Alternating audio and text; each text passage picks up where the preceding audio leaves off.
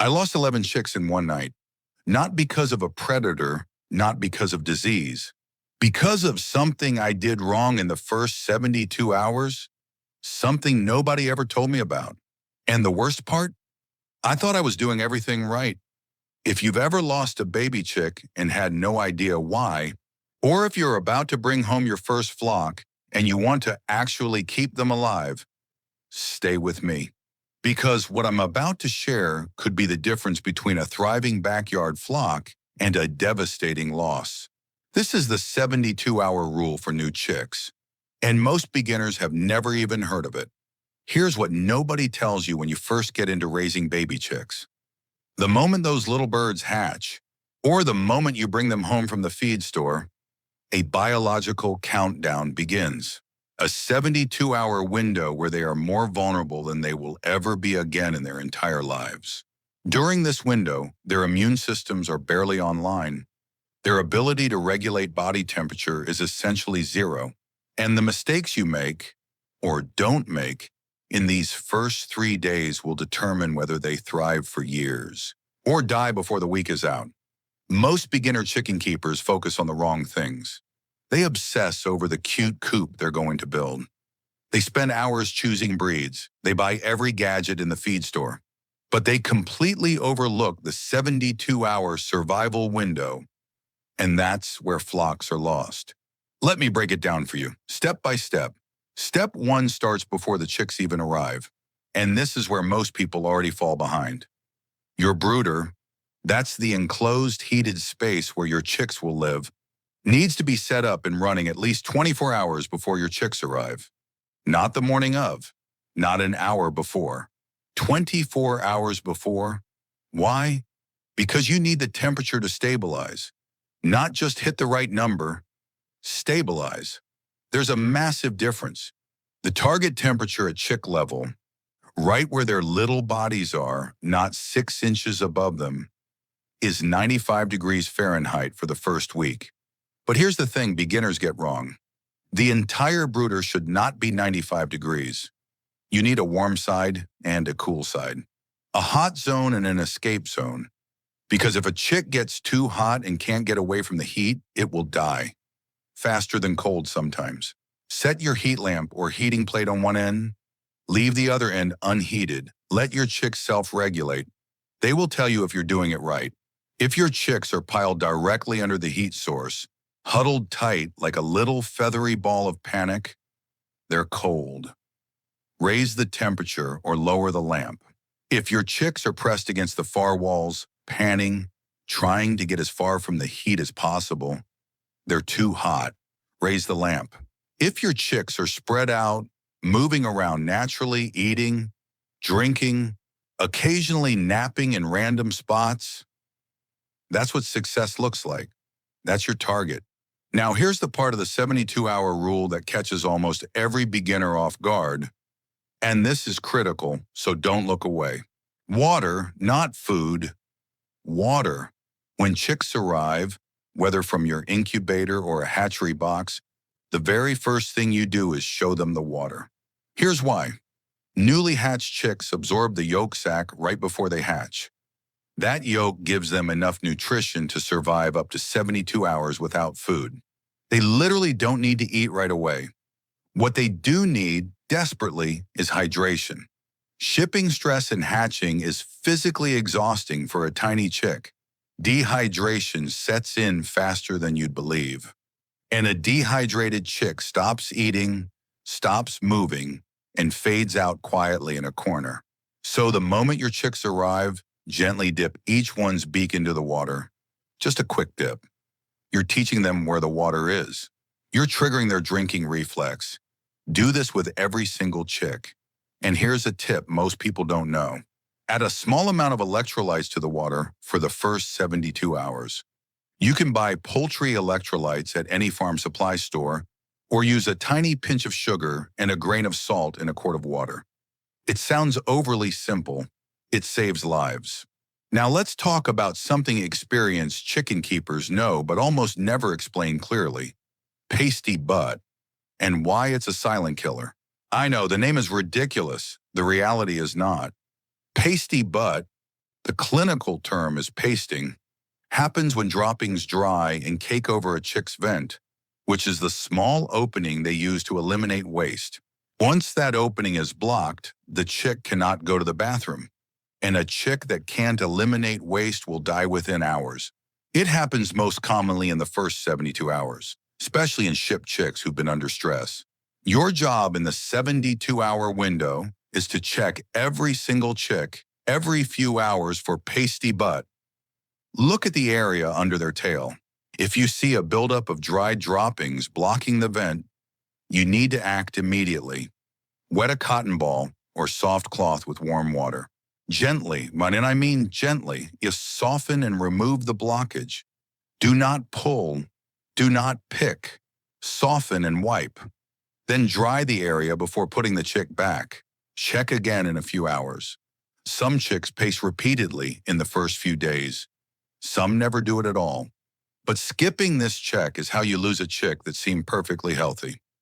We're halfway through the 72-hour window, and I want to stop here because this next piece of information separates the beginners who struggle from the people who raise flock after flock, year after year.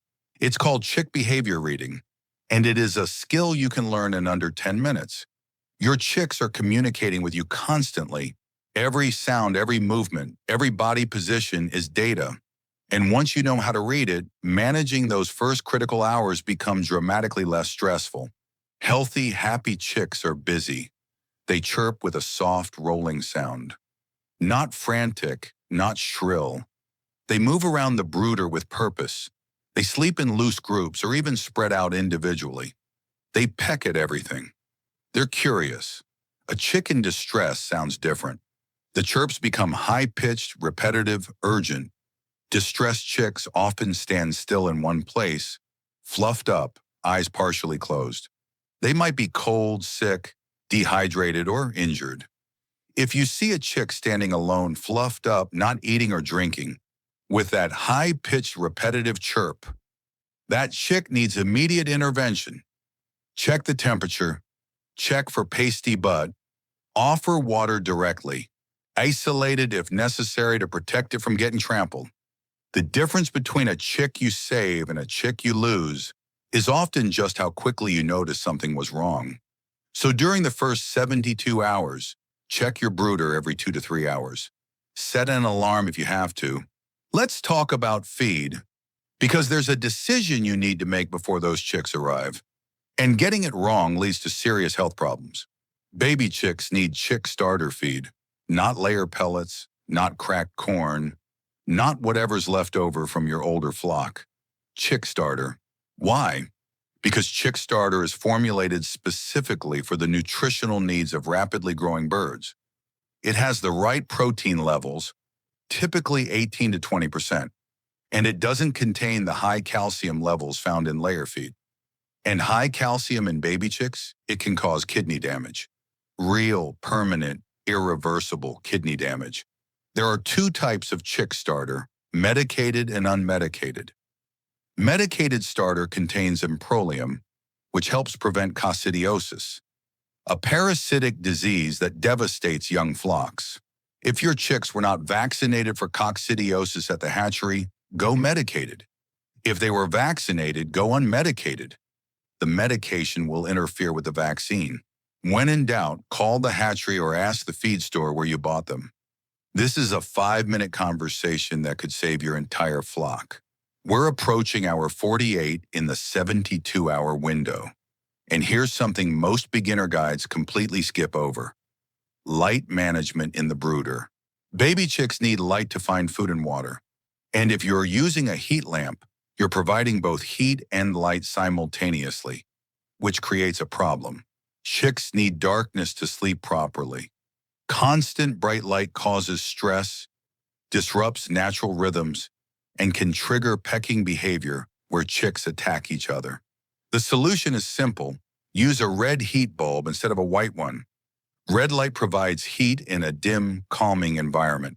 Chicks can still find food and water, but the red light significantly reduces stress and pecking. If you're using a heating plate, which mimics a mother hen and is one of the best investments a new chicken keeper can make. You can use a separate low-wattage red bulb for light and let the plate handle heat. This setup is as close to natural as you can get in a brooder, and your chick mortality rate will reflect it. Hour 72 is approaching. Your chicks have made it through the most dangerous window of their lives. But there's one final piece of the 72-hour rule: socialization and flock bonding. This sounds soft. It's not. It's biology.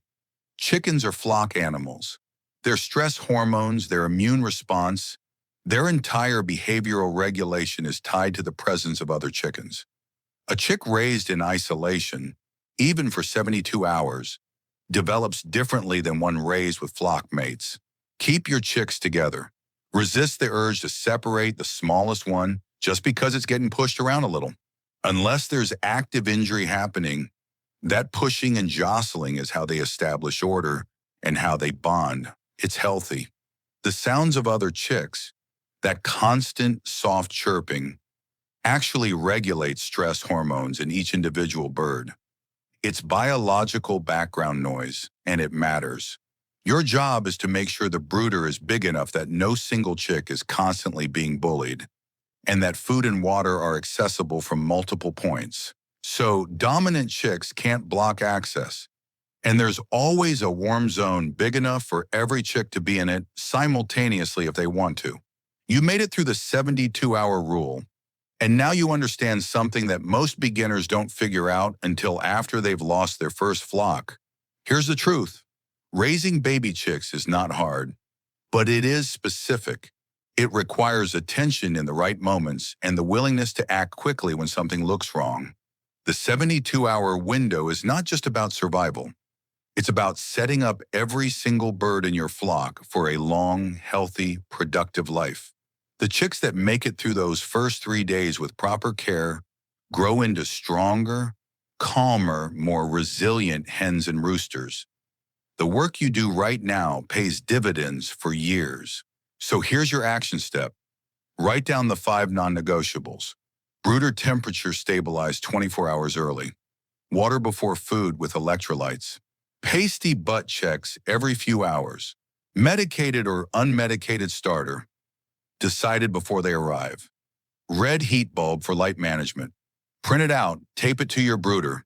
And if this video helped you, hit subscribe, because every single week I go this deep on backyard chicken keeping, homesteading, and building a flock that actually lasts. The chicks are counting on you, and now you're ready.